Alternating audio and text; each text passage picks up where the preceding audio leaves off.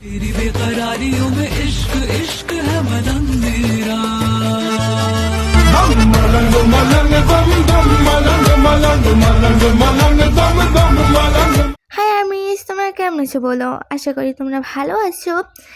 আর আমি ভাবতেছি আমি স্টোরিগুলো কন্টিনিউ করব। আর হ্যাঁ, তোমরা তো টাইটেল দেখে বুঝে গেছো স্টোরি কী রকম হবে। বেশি কথা না বলে স্টোরি শুরু করা যাক। পালানোর তোকে সাহস কি দিল? তুই কি ভেবেছিস তুই আমাকে মুক্তি পাবি? না, তোর মৃত্যুর আগ পর্যন্ত তোকে আমাকে যন্ত্রণা সহ্য করতেই হবে সোনা। প্লিজ প্লিজ আমাকে ছেড়ে দিন। আমি আপনি কি এমন ক্ষতি করেছি যে আপনি আমার উপরে এমনভাবে টর্চার করছেন? আমি তোকে কি একবার বলেছি তুই আমার কোনো ক্ষতি করেছিস? আমার যেটা পছন্দ হয় আমি সেইটাই নিয়ে নিই, বা আমি ছিনিয়ে নিই, সেটা আমার ব্যাপার। ভালোই আমি কি মেনে নে বলতেছি। আমি আপনাকে কি করে মেনে নেব মিস্টার? আমি তো আপনাকে কখনো স্বামী হিসাবে মানিনি। যদি আমি আপনাকে মেনে নিতে পারতাম তাহলে এতদিন আপনার টর্চার সহ্য করতাম না। জাঙ্কুক আর কিছু না বলে দরজাটি বাহির থেকে লাগিয়ে চলে গেল। আর বলতে লাগলো, খবরদার আর যদি পালানোর চেষ্টা করেছিস তোকে মেরে ফেলবো আমি বলে দিলাম। চলো আর আমি এখন সবার পরিচয়টা দিয়ে দেই। হলো আমাদের গল্পের নায়িকা কিম তেয়ং, বয়স 18 বছর, অনার্স প্রথম ইয়ারের স্টুডেন্ট। তে দেখতে অসম্ভব সুন্দর ও মায়াবী। তের মা বাবা নেই। তের জন্মের সময় তের মা মারা যায়, আর তের যখন 5 বছর বয়স তখন তের বাবা প্রবীণ একটি দুর্ঘটনায় মারা যান। অন্যদিকে আমাদের গল্পের নায়ক জিউন জাঙ্কুক একজন মাফিয়া কিং।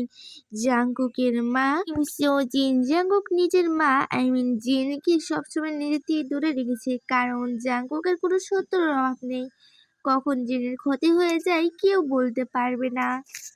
জাঙ্কুক ছোট থাকতে জাঙ্কুকের বাবা কিম নামজুন মারা গিয়েছেন। সবার পরিচয় দেওয়া শেষ, এখন চলো আবার মূল স্টোরিতে ফেরা যাক। রাত বাজে 2টা। কেউ রুমের দরজা খুলে প্রবেশ করলো। ওইটাই কেউ না, মিস্টার জিওন জাঙ্কুকদের সামনে গিয়ে তাকিয়ে আছে। কেন কেন তুই এমন পাগলামি করিস? কেন বুঝিস না আমি যে তোকে আমার চেয়েও বেশি ভালোবাসি? কেন তুই বারবার আমাকে রাখতে বাধ্য করিস বল তো? আমি রেগে গেলে যে ওর মাথা ঠিক থাকে না। সরি জান, আর কখনো বকবো না তোকে। ভক্তির কপালে চুমু দিল। আবার জাঙ্কুক কিছু না বলে তের পাশে শুয়ে পড়লো। সকালেতে ঘুম থেকে উঠে দেখলো জাঙ্কুক তার দিকেই তাকিয়ে আছে। Good morning baby. ঘুম ভালো হয়েছে?